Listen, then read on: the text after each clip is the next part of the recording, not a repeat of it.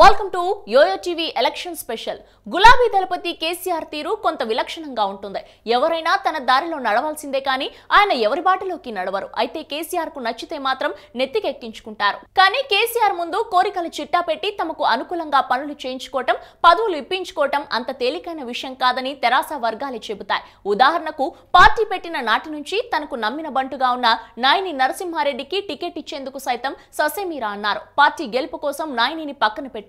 తాను కలవాలనుకుంటే కలవటం, తాను ఇవ్వాలనుకుంటే అపాయింట్మెంట్ ఇవ్వటమే తప్పించి తనను కలవాలన్నా, తనతో భేటీ కావాలనుకున్నా, తనకు వినతి పత్రాలు ఇవ్వాలనుకున్న వారికి దర్శనం ఇవ్వటానికి ముఖ్యమంత్రిగా కేసీఆర్ సుముఖత చూపారు. సీఎంగా కానీ టీఆర్ఎస్ బాస్ గా కానీ తానేం కోరుకున్నారో అది మాత్రమే జరగాలని బలంగా కోరుకునే తత్వం కేసీఆర్ సొంతం. అలాంటి ఆయన్ను ప్రభావితం చేయడం కొంచెం కష్టమైన పనే. కానీ కేసీఆర్ ను ప్రభావితం చేసే ఇద్దరు నేతలు తాజాగా తెర మీదకు వచ్చారని తెరాస శ్రేణులు చెబుతున్నాయి. ఒకటి కాదు, రెండు కాదు, 3 సార్లు వారు కేసీఆర్ ను ప్రభావితం చేయగలిగారు.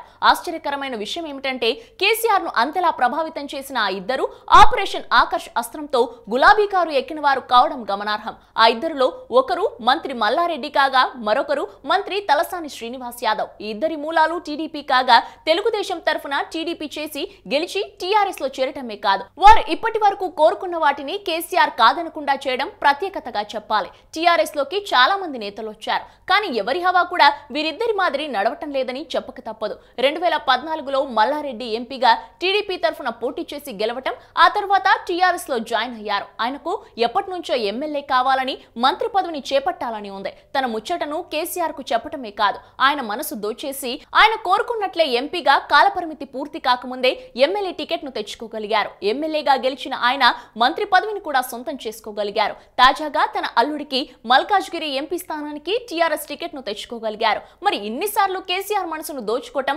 మామూలు వారి వల్ల కాదని చెప్పాలి. ఇక తలసాని విషయానికి వస్తే టీడీపీ ఎమ్మెల్యేగా గెలిచిన ఆయన టీఆర్ఎస్ లోకి వస్తూనే నేరుగా మంత్రి పదవికి ప్రమాణ స్వీకారం చేశారు. టీఆర్ఎస్ పార్టీలో ఎంతో మంది చేరారు, కానీ ఎవరూ కూడా పార్టీలోకి వస్తూనే మంత్రి పదవికి ప్రమాణ స్వీకారం చేయలేదు. అలా చేసిన ఏకైక వ్యక్తిగా తలసానిని చెప్పుకోవాలి. 2018లో జరిగిన అసెంబ్లీ ఎన్నికల్లో ఎమ్మెల్యే టికెట్ తెచ్చుకోవడం పెద్ద విషయమేమీ కాదు, కానీ మంత్రి పదవిని నిలుపుకోవడం మాత్రం గొప్పే. దీనికి మించిన మరో ఆశ్చర్యకరమైన విషయం, తాజాగా తన కొడుకు సాయి కిరణ్ కు సికింద్రాబాద్ టీఆర్ఎస్ ఎంపీ అభ్యర్థిగా టికెట్ తెచ్చుకోగలిగారు. మల్లారెడ్డి మాదిరే తలసాని కూడా కేసీఆర్ మనసును అదే పనిగా దోచుకోవడం ఇప్పుడు తెరాస రాజకీయాల్లో హాట్ టాపిక్ గా మారింది.